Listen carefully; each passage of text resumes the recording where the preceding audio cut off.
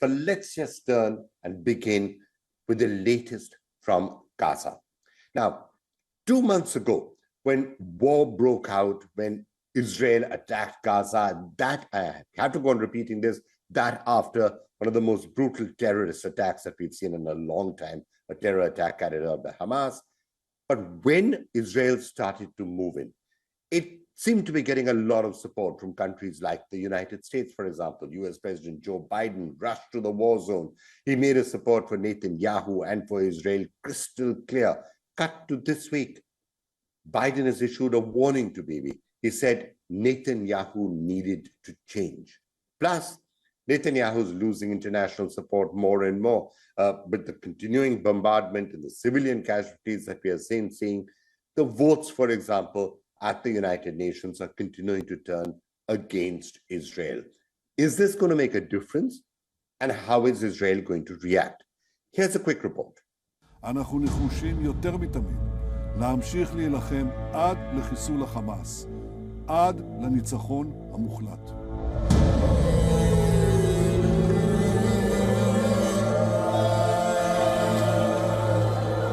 We're not going to characterize every airstrike. We're not going to speak for Israeli military operations.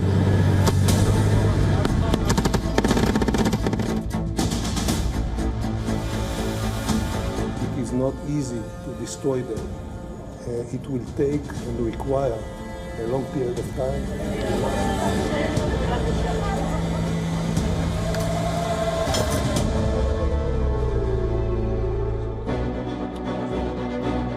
Is Netanyahu's war plan costing him friends?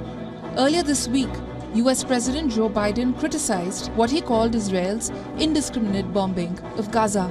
Biden said Israeli President Benjamin Netanyahu has to change, and this government in Israel is making it very difficult for him to move. I make no bones about it. I've had my differences with some Israeli leadership. I've known Bibi for now 51 years.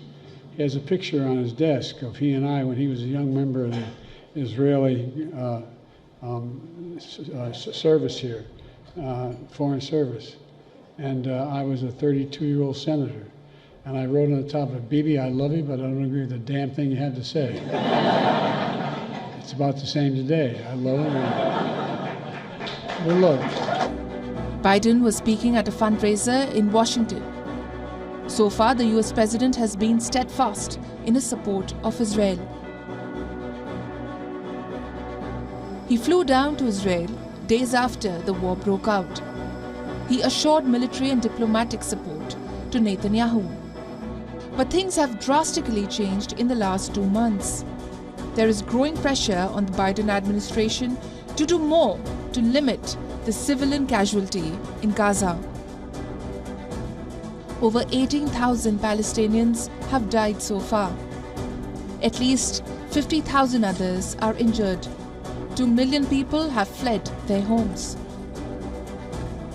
That's over 85% of the population. Today, Gaza is a humanitarian catastrophe. On the 12th of December, Biden also warned Bibi that Israel is losing international support. How did Israel respond? Israel Foreign Minister Eli Cohen said, "The war will continue with or without international support." On the 14th of December, White House National Security Advisor Jake Sullivan met Benjamin Netanyahu. Following the meeting, Bibi said Israel would continue the war against Hamas till absolute victory. In the United Nations General Assembly this week, 153 countries voted in favor of a ceasefire. Among them was India. Women and children are paying with their lives. So is there now mounting pressure on Israel to actually end the war, find some sort of a ceasefire? We've now been joined by Jacob Odedot, who's the Director of Research at GINSA, given the Center for Defense and Strategy. Jacob, thank you so much for joining us. It's been a sort of a difficult week for Israel, that vote in the United Nations, and then it seems to be some sort of pressure that do things differently. Things can't carry on the way they are. What do you make of what's happening? Thank you so much, Vikram, for having me on your program. You're right. It's been a very difficult week. This has been the most intense fighting that Israel has faced. The focus on casualties is a very natural one. I mean, but and in as much as any one casualty, one civilian casualty is a tragedy, it doesn't tell. It only tells a partial picture. And so I think we need to put this into the context of Israel taking, as the White House spokesperson said, John Kirby, unprecedented precautions to try to mitigate harm to civilians on the one hand. And on the other hand, you have Hamas, which uses civilians as human shields with its terrorist infrastructure underground, under hospitals and schools. And so I think that is kind of the context in which you see the operation proceeding.